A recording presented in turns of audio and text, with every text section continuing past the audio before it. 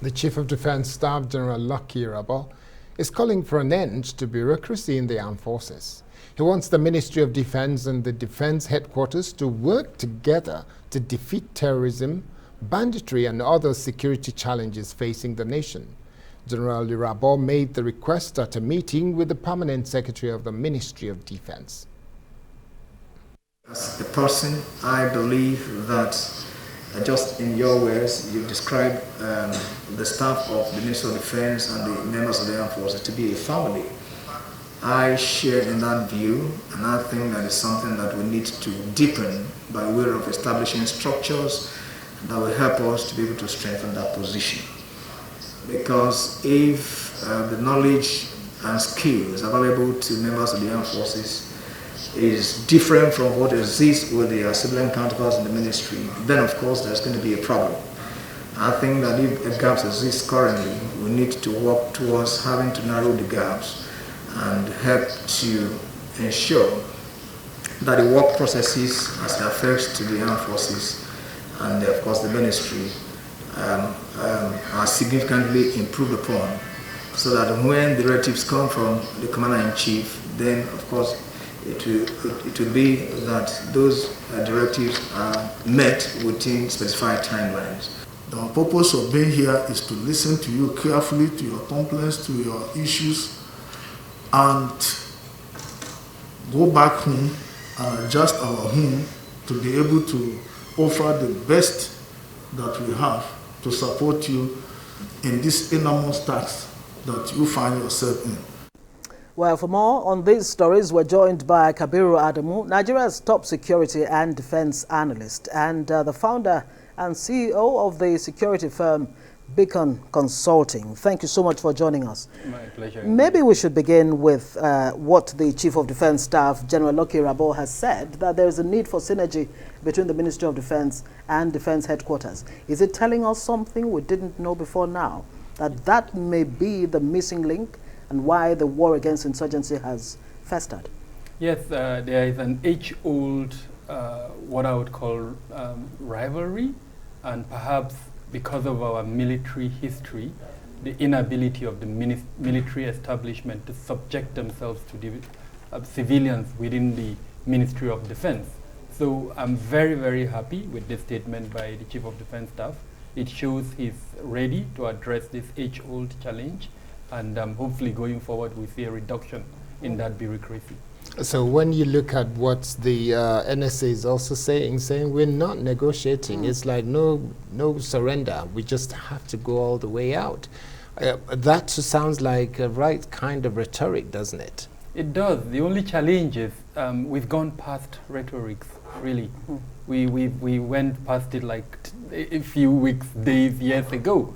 I mean, just yesterday or today, the Kaduna state government released statistics showing that 900 people were killed in Kaduna alone. Now, if you have that kind of situation, you don't release statements. You carry out action. And in this instance, he is the coordinator of the security strategy, security policy that the country is implementing.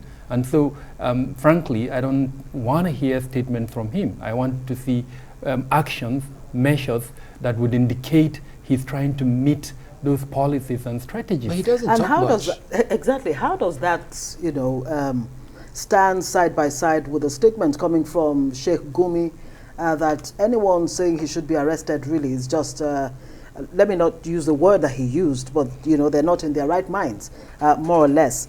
And you have Mongunu saying we will not negotiate, and Gumi saying even government officials have always been part of the negotiation when he goes to speak with the bandits. What do you make of this? So let's put Major General Manguno's statement in context. It's part of a presidential media parley that has been directed, and I think this is the third edition of that presidential parley. So he's making that statement as part of a directive from Mr. President. And so it's very important we put that in context. Okay. Now, the second point regarding Gumi, I think Sheikh Gumi has been misunderstood. As far as I know, he's not carrying out that responsibility with the authority of neither the federal government or the state government. And so when people criticize him I find it a bit worrisome. This is a private individual who has seen a gap within the security architecture and is trying to fill that gap. And incidentally... But is that gap being filled? Is it being closed? Well, are we better off? As it were, General Monguno recognized him today because I think someone as part of the media team asked him what his perception of the role being played by Sheikh Gumi. And he noted that he has actually met him and that Sheikh Gumi had offered to assist the federal government. So it appears the federal government is recognizing that role and perhaps wanting to take advantage of this window that has been opened by Sheikh Gumi. But as a professional, I would like to caution, he is a mediator. And as every mediator, there are principles that should guide mediation. He's breaking some of those principles by the statements that he's making. Confidentiality as is one of the principles, and he's breaking that jeopardizing principle. Exactly. So I worry a bit that if government wants to tap on the advantage of this window that he has opened, then you need to guide him. Okay, very quickly now, let's move to Edo. Some young people were kidnapped with their teacher in the National Institute in Edo State.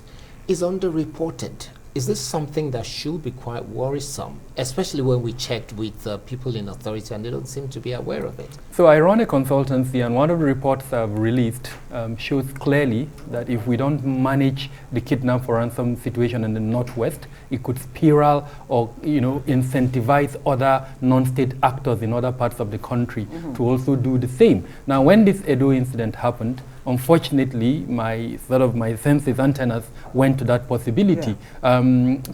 Students are kidnapped. We pay ransom. So any non-state actor, criminal group that wants that kind of ransom would definitely look at schools. And that so I think this is happening now. Exactly. This is the time for schools, state governors, to take this issue seriously. Any school that is vulnerable, they need to improve the security in that school. Okay. Thank you so much, KABIRU ADAMU, Security and Defense Analyst. Thank you.